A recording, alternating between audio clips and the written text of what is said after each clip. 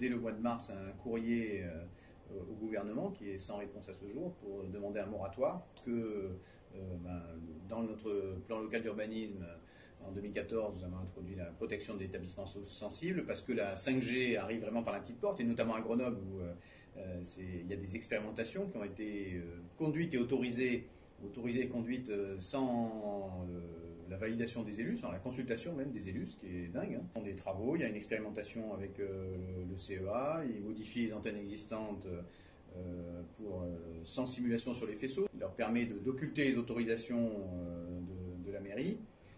On est d'ailleurs en conflit devant la justice avec les opérateurs. Aujourd'hui, il y a 2 recours gracieux contre les interdictions et 2 recours contentieux des opérateurs. On est là dans un truc qui est vraiment surréaliste, c'est-à-dire que la secrétaire d'État, 24 heures après la Convention citoyenne climat qui demandait un moratoire sur la 5G, elle s'assied sur la Convention citoyenne climat.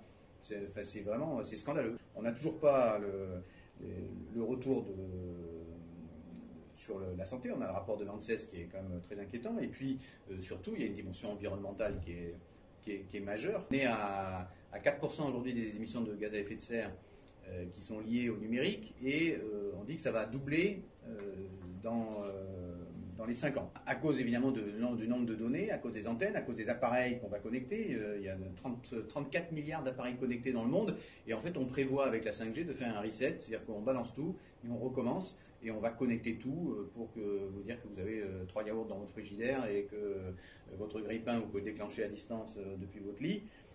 C'est du délire total. Cette espèce de course en avant, moi ça me scandalise.